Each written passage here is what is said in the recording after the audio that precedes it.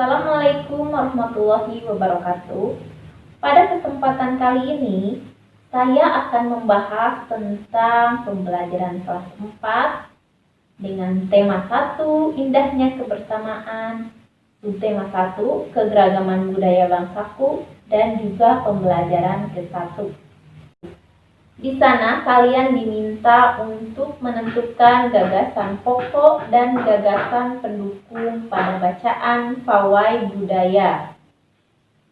Oleh karena itu, kita akan membahas tentang gagasan pokok dan gagasan pendukung. Silahkan simak penjelasannya.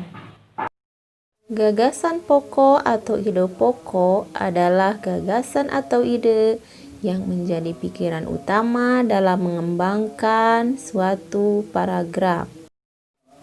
Jadi, gagasan pokok adalah inti bahasan dari suatu paragraf.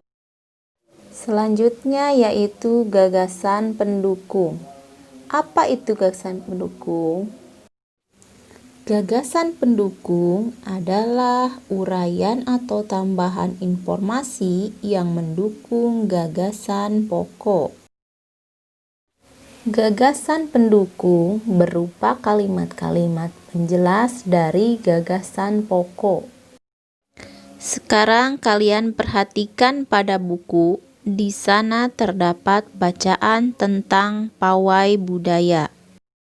Dari pawai budaya sampai yang di bawah, pawai semakin dekat, itu dinamakan satu paragraf.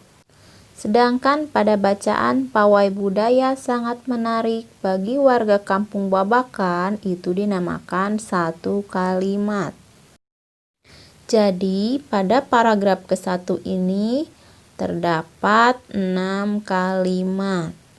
Nah, sekarang bagaimana untuk menentukan gagasan pokok? Pertama, kalian baca keseluruhan paragraf ini. Setelah dibaca, maka kalian temukan yang mana kalimat utamanya. Kalimat utama yaitu kalimat yang menjelaskan isi dari paragraf tersebut. Kalimat utama biasanya terletak pada bagian awal atau bagian akhir paragraf. Kalimat utama yang terletak pada bagian akhir paragraf biasanya diikuti dengan kata-kata seperti oleh karena itu, oleh sebab itu, jadi, dan dengan demikian. Sekarang perhatikan paragraf ke-1 dari bacaan pawai budaya. Kalimat pertama, pawai budaya sangat menarik bagi warga Kampung Babakan. Sedangkan pada kalimat terakhir, terdengar suara gendang yang menandakan rombongan pawai semakin dekat.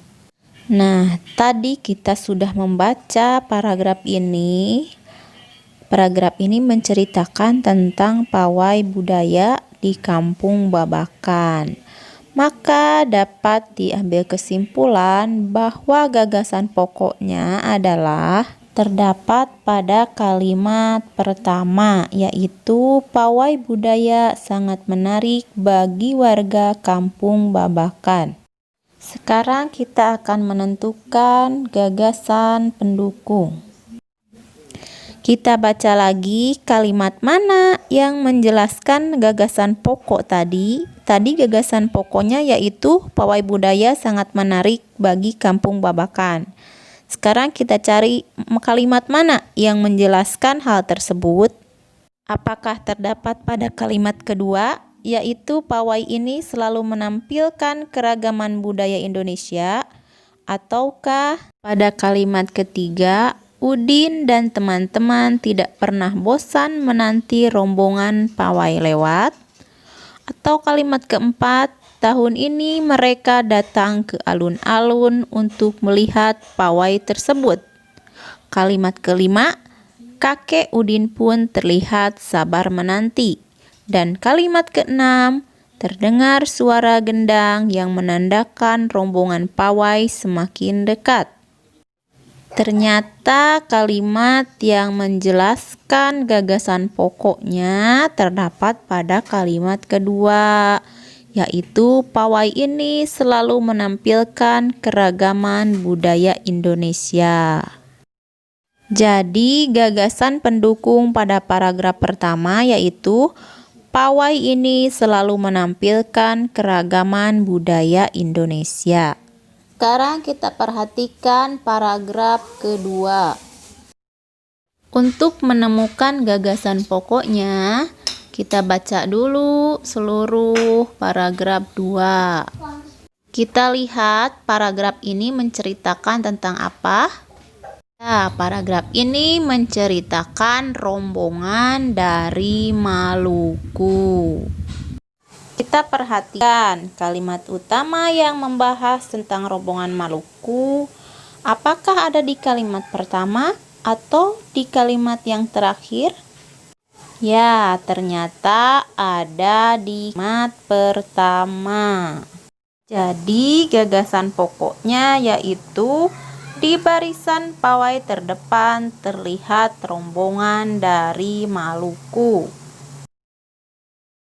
Setelah kita menemukan gagasan pokok, sekarang kita cari gagasan pendukungnya. Tadi gagasan pokoknya yaitu terlihat rombongan dari Maluku. Nah, gagasan pendukungnya berarti menjelaskan bagaimana rombongan dari Maluku tersebut. Pada paragraf tersebut dijelaskan bahwa rombongan dari Maluku itu ada yang laki-laki dan ada yang perempuan. Selanjutnya kita lihat rombongan laki-laki dan perempuan itu ada di kalimat yang keberapa. Gagasan pendukung boleh lebih dari satu kalimat ya. Ternyata yang menjelaskan tentang rombongan laki-laki dan perempuan itu ada di kalimat kedua dan ketiga. Maka gagasan pendukung pada paragraf kedua adalah rombongan laki-laki menggunakan kemeja putih, jas merah, dan topi tinggi dengan hiasan keemasan. Rombongan perempuan menggunakan baju cele. Untuk paragraf ketiga, keempat, dan kelima, lakukanlah langkah-langkah sesuai dengan yang telah kita lakukan tadi. Nah, kalian berlatih ya, bagaimana cara mencari gagasan pokok dan gagasan pendukungnya. Semangat untuk berlatih ya. Demikianlah pembahasan tentang gagasan pokok dan gagasan pendukung. Untuk menyimak pembahasan atau pembelajaran selanjutnya, jangan lupa klik subscribe, like, dan nyalakan loncengnya agar nanti ada pemberitahuan pada akun YouTube kalian. Semangat untuk belajar dan berlatih ya. Wassalamualaikum warahmatullahi wabarakatuh.